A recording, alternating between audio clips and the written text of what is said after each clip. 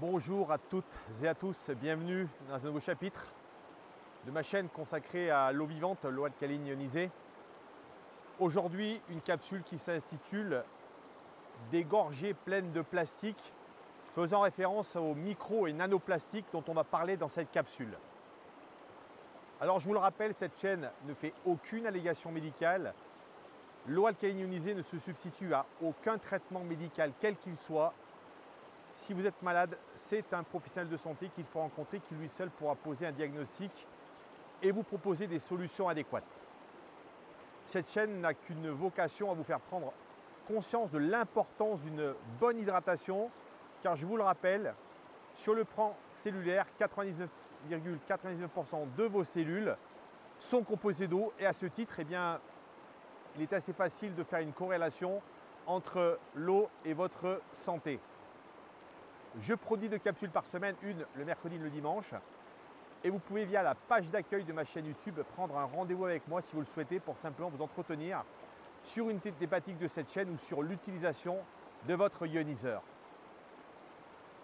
Je vous propose également de découvrir une nouvelle thématique de santé préventive qui pour moi fait partie des 2 plus importantes aujourd'hui, qui est notre exposition aux ondes électromagnétiques haute fréquence et découvrir une solution brevetée pour justement pouvoir lutter contre cette pollution électromagnétique omniprésente dans nos habitats et dans nos environnements professionnels. Aujourd'hui, c'est 262 microgrammes de plastique par an que nous consommerions aujourd'hui. C'est beaucoup trop de plastique et on va le voir dans cette capsule. Le plastique est devenu véritablement omniprésent dans le monde contemporain et dans notre vie moderne. Alors j'ai trouvé pour vous quelques études intéressantes que j'ai compilées parce qu'aujourd'hui, vous allez le voir, en matière de plastique, de micro et nanoplastique, vous allez le voir, les données varient de différentes études. Pourquoi? Parce qu'aujourd'hui, on est bien incapable de mesurer réellement quelles sont les quantités de plastique et de microplastique qu'on trouve hélas dans l'eau principalement, sachant qu'on va le voir, il n'y a pas que l'eau qui véhicule malheureusement ces nano et ces microplastiques. Alors là, dans l'étude que je vais vous citer, donc, qui a été réalisée à Barcelone, en Espagne, les chercheurs ont simplement, en prenant 1 litre d'eau en bouteille, on a découvert, écoutez bien, 240 000 fragments de plastique détectables. Les chercheurs estiment avoir trouvé entre 110 000 et 370 000 fragments de plastique dans chaque litre, dont 90% étaient des nanoplastiques. Alors justement, on va tout de suite parler de la différence qui existe entre les microplastiques et les nanoplastiques. Alors la différence, vous l'avez compris, entre micro et nanoplastique, on parle aujourd'hui beaucoup de nanoparticules, c'est effectivement entre les micros et les nanos, il y a une différence de taille. Alors sachez que les microplastiques, ce sont ceux dont la taille varie entre 100 nanomètres et 5 mm. Et les nanoplastiques, ce sont dont la taille est égale ou inférieure à 100 nanomètres, donc c'est beaucoup plus petit et c'est souvent d'ailleurs invisible à l'œil nu. Et ce qu'on découvre finalement, c'est que, et ça je l'ai évoqué dans beaucoup de mes capsules, notamment, et je vous remettrai ici d'ailleurs les liens des capsules que j'ai fait sur l'eau en bouteille, c'est que le plastique le plus courant qu'on va trouver dans les bouteilles, c'est ce qu'on appelle le PET, donc ce fameux polyuréthane téréphtalate, donc qui est effectivement aujourd'hui un des principaux composants plastiques de toutes les eaux consommées qu'on va acheter aujourd'hui dans les différents magasins. On trouve également ensuite dans les différentes particules qui ont été découvertes dans ces bouteilles du polystyrène, du chlorure de polyvinyle. Donc encore une fois, tout ça, vous l'avez compris, bien évidemment, c'est de la chimie pétrolière. Et je l'ai souvent dit qu'il y avait véritablement pour moi un véritable non-sens entre le caractère naturel de l'eau et le fait de l'embouteiller dans des produits à base de pétrole qui, malheureusement, par le biais du relargage de ce plastique, crée cette problématique des micros et des nanoplastiques. 10% de toutes les nanoparticules trouvées dans des échantillons, en fin de compte, ne représentent que 10% seulement de ce qu'on pense être réellement la pollution de ces plastiques, parce que les sous-produits générés par cette migration du plastique, par ce relargage du plastique, sont difficilement évaluables aujourd'hui. Un peu d'ailleurs, si vous le voulez, comme aujourd'hui tout ce qu'on va trouver dans l'eau, c'est-à-dire l'interaction, c'est-à-dire cette espèce de chimie dont on ne connaît pas forcément les véritables impacts sur notre santé. Le plastique, c'est la même chose aujourd'hui. Tous ces plastiques, finalement, on ne sait pas notamment quelles en sont la composition exacte, comment ils se dégradent et finalement quel type de substance ils amènent dans notre eau qu'on va boire. Je vous mets ici un visuel intéressant. Et là, vous le voyez, on vous parle de l'eau en bouteille contaminée aux particules plastiques. On vous dit Sur le schéma à droite, vous voyez cette bouteille. 325, c'est le nombre moyen de particules de plastique pour chaque litre d'eau vendue. Alors bien évidemment, ce sont des statistiques, ce sont des moyennes. Et vous avez à gauche, eh bien, malheureusement, les marques les plus représentatives. Alors sachez que c'est plutôt effectivement des bouteilles d'eau étrangères que des bouteilles françaises. Mais vous imaginez bien qu'aujourd'hui, nos bouteilles en France, eh bien, ont la même problématique. Et vous voyez, il y a une donnée qui est extrêmement gravissime et qui doit nous faire prendre conscience de l'importance de changer nos choix, notamment en matière d'utilisation d'eau, mais on va le voir pas que d'eau, puisque une autre étude révèle, vous voyez, que la présence des microplastiques dans les aliments est déjà largement décrite. Depuis 2014, des quantités allant jusqu'à 1000 fragments de microplastiques par kilo ont été retrouvés, écoutez bien, dans la bière, le sel de table, le thé, les fruits et légumes, le lait, les boissons sucrées, les œufs, la viande. Et on peut imaginer qu'effectivement, tout ce qui est en contact avec le plastique aujourd'hui, et vous le savez, on est dans une société où nous n'arrêtons pas de dire que nous devons absolument se passer de nos emballages plastiques. Il suffit juste d'acheter des produits en supermarché pour se rendre compte de la quantité de plastique qui imprègne tous les produits qu'on achète et comprendre assez facilement que malheureusement, le relargage, vous voyez, il se fait également via tout ce que nous achetons et via tous les produits qui sont souvent empaquetés dans du plastique. Et finalement, comment nous ingérons finalement tous ces microplastiques? Et là, vous allez le voir, c'est extrêmement simple à comprendre. C'est simplement aujourd'hui de la manière nous respirons. Et vous voyez déjà les microplastiques, effectivement, ils commencent à s'ingérer par l'air que nous respirons dans nos poumons, puis le cerveau. Et c'est pour cette raison d'ailleurs qu'on parle qu'aujourd'hui ce sont des produits neurotoxiques, mais également par le biais d'aliments et de l'eau principalement, parce que cette chaîne, vous savez qu'elle parle essentiellement de l'eau. Donc, eh bien, toutes les bouteilles plastiques, eh bien, sont un vecteur extrêmement important de ce microplastique et ces nanoplastiques. Et la dernière, c'est l'absorption cutanée. Elle est directement absorbée par la peau, se ferait un chemin jusqu'au cerveau. Sachez qu'aujourd'hui, tous les produits qu'on va se mettre sur la peau, et là je vous mettrai ici également en description une capsule que j'ai fait notamment sur tous les produits chimiques qui sont contenus notamment dans tous les produits qu'on utilise dans nos salles de bain et les cosmétiques. Et vous verrez que malheureusement, ce sont aussi les produits qui sont de très gros pourvoyeurs de plastique. Donc vous voyez qu'aujourd'hui, nous sommes dans un environnement extrêmement chargé de ces plastiques et de ces micro et nanoplastiques, et que évidemment, eh bien, il est extrêmement compliqué de pouvoir finalement être certain de ne jamais absorber ces micros et ces nanoplastiques. Une chercheuse a d'ailleurs vraiment mis une phrase, je trouve, très intéressante, puisqu'elle nous dit que, vous voyez, l'homme de 2024 est imprégné de plastique.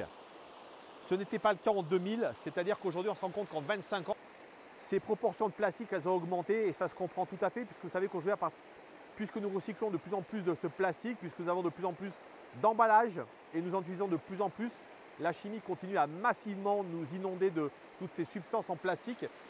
Tout ceci s'est aggravé, mais je pense qu'en réalité, le problème est beaucoup plus important, simplement parce qu'il y a 50 ans en arrière, on n'était pas en capacité de mesurer les niveaux exacts de ces micros, de ces nanoparticules.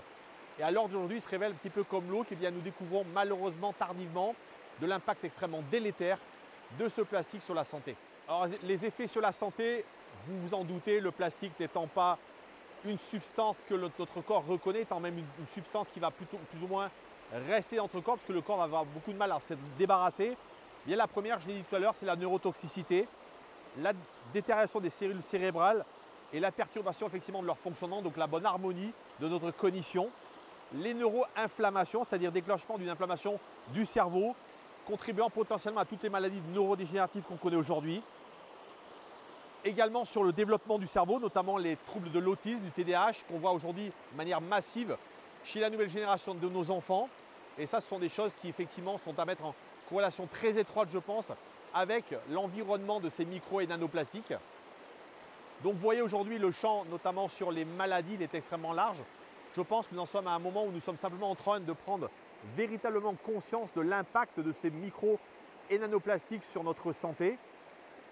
Et à ce titre, il est extrêmement important de commencer à pouvoir justement prendre des mesures pour lutter, pour justement éviter de consommer un trop grand nombre de ces micro et nanoplastiques.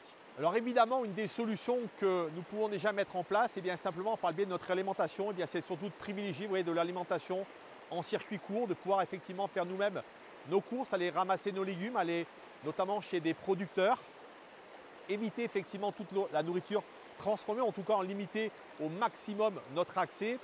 Et s'agissant d'eau, qu'est-ce que nous pouvons faire? Bien sûr, l'eau du robinet est bien moins affectée par ces problèmes de microplastiques.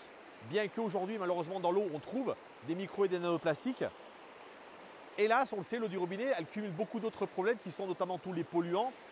Et d'ailleurs, on pourrait rajouter assez aisément qu'on ne connaît pas effectivement là aussi quelle est l'interaction de ces micro-nanoplastiques avec tous les produits chimiques contenus dans l'eau. Donc l'eau du robinet reste effectivement la solution à privilégier avec évidemment derrière un système de filtration et un système de ionisation. Et évidemment, je suis obligé de parler toujours de ces bouteilles plastiques dont on a parlé en introduction. Vous le savez, j'espère que vous comprenez mieux par le biais de cette nouvelle capsule aujourd'hui que continuer à boire de l'eau en bouteille est véritablement un danger potentiel pour votre santé de consommer massivement, bien plus qu'un grand nombre de gens qui consomment notamment même de l'eau du robinet, des micros et des nanoplastiques. Donc je vous recommande de pouvoir arrêter d'acheter ces bouteilles et surtout d'arrêter de finalement faire vivre une industrie qui aujourd'hui doit s'arrêter parce que vous le savez, ce sont potentiellement les plus gros pollueurs de la planète, notamment au travers du plastique qui est recyclé. Et en le recyclant, eh bien, nous recyclons hélas du nano, des microplastiques à l'infini, toujours de plus en plus. Finalement, ces microplastiques vont s'envoler, partir dans l'air, on va le respirer. Les animaux vont également le respirer. On va donc retrouver ces microplastiques aujourd'hui partout, dans la nature, dans l'eau, dans les animaux. Et finalement, tout ça contribue à malheureusement que nous puissions finalement tous nous intoxiquer graduellement, de jour en jour, de mois en mois et d'année en année. La solution, c'est moins de chimie, moins de plastique.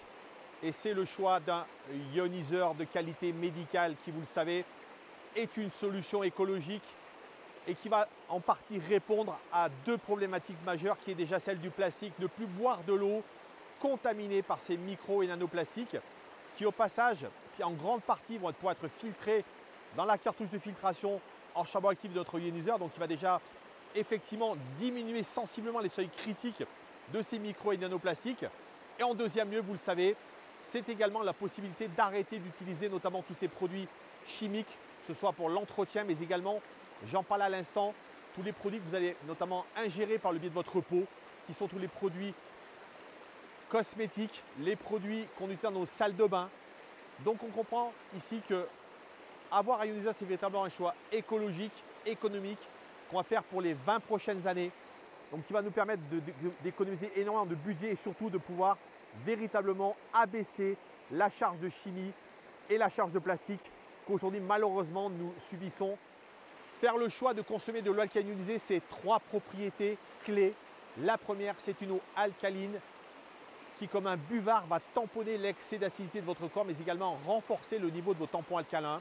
La deuxième, c'est une eau antioxydante, anti-rouille, anti-âge, qui va lutter contre le vieillissement à la fois cellulaire, mais également le vieillissement prématuré de votre peau et de vos tissus.